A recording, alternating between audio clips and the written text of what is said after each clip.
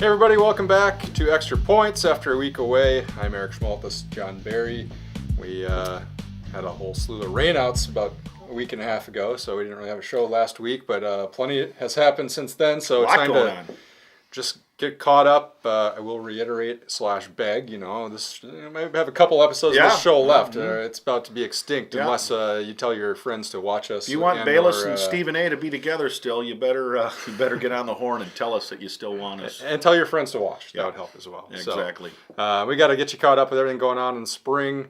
And I think the best place to start is baseball, just because we got some really good races going on here as we get to the maybe like the 2/3 pole of the conference season. And I think we might as well start right in the Big Eight.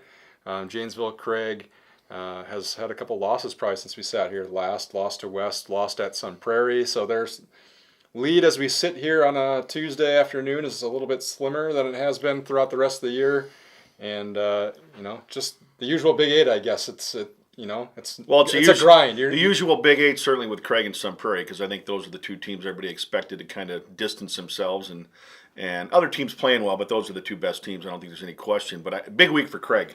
Started off yesterday with a win, non-conference win against Badger, and only had to use one pitcher. Which when you're playing 5 games in a week like the Cougars are, and the next 4 or the next 3 are conference, and then you got a rematch, so to speak, with the defending state champ with Burlington on Saturday. I mean, it's a big week for the Cougars, and I think one thing that's apparent right now is that, maybe not unlike years past, but Craig, I think, still searching for that ace, still searching for that one guy that's kind of a shutdown starter, because they're going to score runs. There's no question about that. And, I think certainly Evan Spry's capable. Jack Blomgren may be used in that role. He may come up from his closer role to start games. But, the Cougars, certainly proving that they're one of the top teams in the state. I think right now more than anything for them is try to get through this week and not use up all your arms. Right, and it's not like there's any cupcakes on the schedule. No.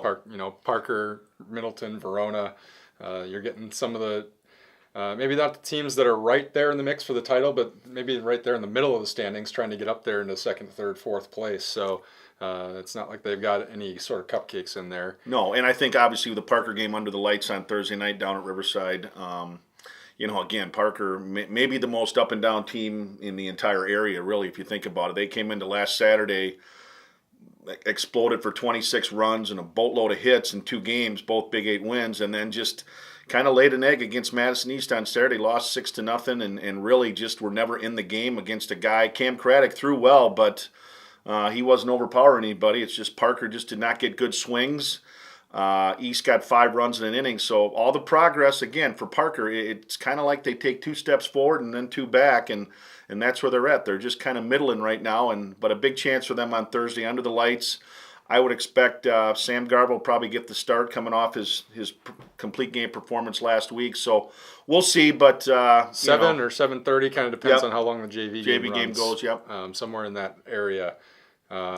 Elsewhere in the Rock Valley North, I think, is a really fun one to watch right now because you got Jefferson, kind of the teams I guess we thought were going to be in there, but Evansville going and sweeping Whitewater last week really kind of shifted things around there. So Jefferson, Evansville, Whitewater, all kind of right there in the mix with Jefferson and Whitewater playing this week. So that's going to probably come down to the wire, and I think some teams that have been either ranked or honorable mention and all right there, and that makes for a pretty fun race. Well, and the one thing I didn't realize, and I guess it's my own fault for not paying more attention, was that Bryce Parrish, Whitewater's fine pitcher from a year ago that was all conference, is out. And I didn't know that. And that leaves Whitewater, with Curtis and Parrish back-to-back, they had as good a 1-2 combo pitching-wise as anybody in the area. And with Parrish out, it's left Whitewater a little depleted on the pitching core. And, Curtis has done well when he's thrown, but they're having trouble with the back end of their rotation like a lot of teams are. And under the new pitch rule, you're seeing some different results. You're seeing kids pitch that really don't have a lot of varsity experience. And I know for Edgerton last week, they played Whitewater, which was ranked at the time, Evansville, which wasn't ranked, which is ranked now. 2 games with Jefferson, who was ranked 4th, and 1 game with Turner, who was ranked number 1. So pretty easy week. Mike Gregory said we just ran the gauntlet, so to speak. That's brutal. We played 4 teams ranked in the top 10, and and they're certainly a capable team. They've hit a little skid right now because they're playing such good teams, but It's going to be fun to watch. Unlike the South, where certainly Turner's head and shoulders above everybody else, the North is going to be a dogfight. In softball, things have gotten pretty interesting in the Big Eight as well. Craig dropped a couple of games to Sun Prairie to fall behind the Cardinals. I guess teams would like to say they no longer control their own destiny, so to speak. But Right. a few games left, and I think we've seen from anybody there at the top that on any given day they could be a little off and maybe fall. So certainly Craig is still kind of in the mix there. Yeah, and Craig and Parker were slated to play today on Tuesday. That game was postponed. No makeup date yet, but I think for the Cougars, tough to believe that a team that's hit the ball so well kind of ran into a buzzsaw with Gardner, the freshman pitcher from Sun Prairie, who also beat Parker last week. So Sun Prairie took care of business, and now they're the only team that really does control their own fate. So I think with Craig, it's just sometimes the offense is there. I mean, I saw him score 7 runs in one inning. Yep. But it was all in that one inning. Then you have games where they don't really score the runs at all, but they're winning 1 or 2-0. Or we saw on Monday night they won 5-4. They just haven't quite found that level of consistency. Well, and I think with them, and Coach Bayrider said it best, is that he could tell. I think it was Jenna Brandt's last outing where she just wasn't herself, and whatever the case might be, she got hit in the hands. Yeah, at Middleton, and that obviously is going to affect you, especially if it's your pitching hand. And I think for the Cougars again, they got a big test Friday. Wilmot comes to town.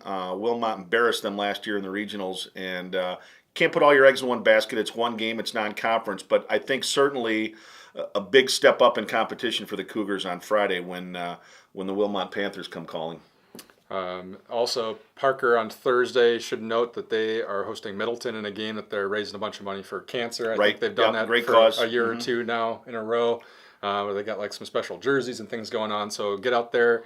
You can pull off the doubleheader if you want. Go to that game for a good cause, and then hit the Parker Craig baseball game at night. You betcha. So it'll be a fun little Thursday with what looks to be some good weather, and we hope that holds off. And I guess just a couple other players in the area. You got to see Kaylin Packard last week. She seemed the Turner junior starting pitcher, and she seems to really be hitting her stride here as the season. You couldn't have put it any better. She's hit her stride, and with that lineup with Hill and Mickelson and Packard, they're fun to watch. And I was impressed with Stark, the freshman pitcher from Parkview. I mean, if she gets older and matures a little bit and understands hitters a little bit better and where to locate in that, she's going to be tough as well because she throws pretty hard. But Turner, again, like the boys team, just head and shoulders above everybody else, at least in the Rock Valley South. I mean, Turner is, again, it's going to come down to that brutal sectional with Monroe and Elkhorn and Delavan and everybody else that's going to be in there. Yeah, I mean, it's going to be murderer's row, but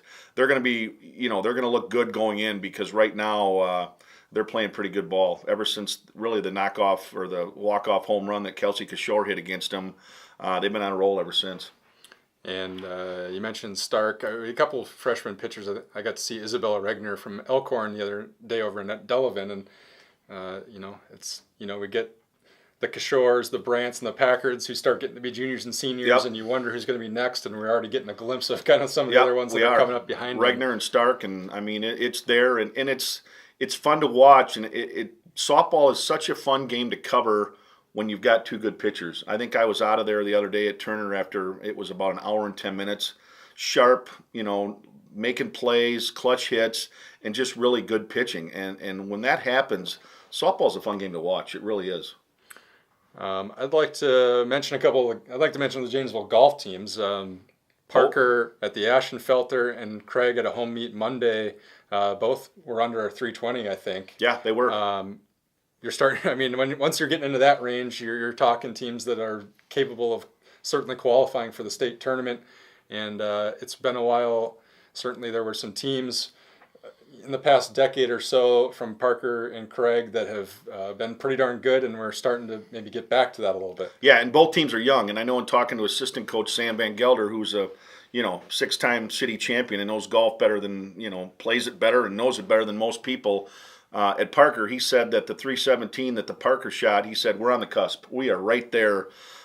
We've got 1 or 2 kids that are so close to being middle 70s. And if you can get that, Janesville's hosting the regional, so that should get both Craig and Parker through to the sectional. The sectional's at Lake Geneva Trevino course, but obviously Badger going to be tough, but there's still that second spot. And if Janesville, either one of those two teams, can shoot anything below 320 on that course, I would think they'd have a pretty good chance to go to the state team tournament. And if not, maybe somebody like Michael Henry or Matt Zimmerman or Kaufman kid from Craig. I mean, there's other, Nick Kaufman. There's kids that are capable of getting through there individually. So, again, as the weather breaks, you see scores start to come down, and I think that's what we're finally seeing. Yeah, pretty fun to see.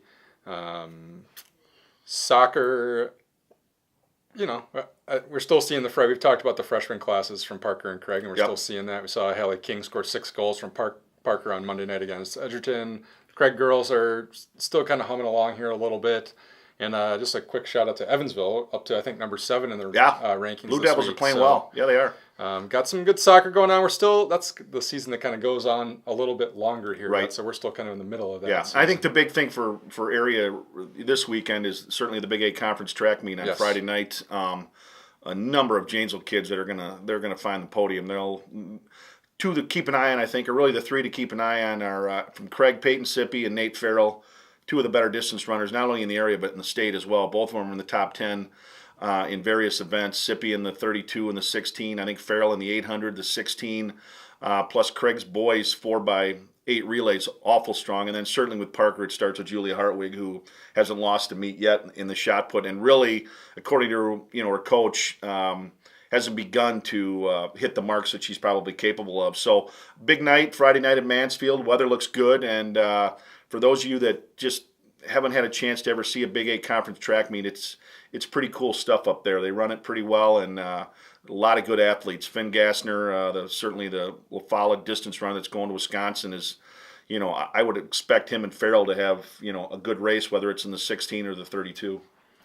That just goes to show you how fast the spring season goes, because that's the start of the kind of the postseason for these spring sports, and it feels like they just started. Yeah, it does. It'll all be here real fast, and we try to keep you up to speed at least. We will. One other thing, not exactly high school, although a couple of them go to Craig, but we should give a shout out to the Jets, who have advanced to the Robertson Cup semis. Yep. They go up to Duluth, or they're already there, really. They're there. And they'll play Thursday, Friday, maybe Saturday, and then they hope to play Sunday in the winner take all championship, which to me is a little goofy. You play a 60-game regular season. 3 games. Got to win a best of 5 Yeah. and a best of 5 in the division.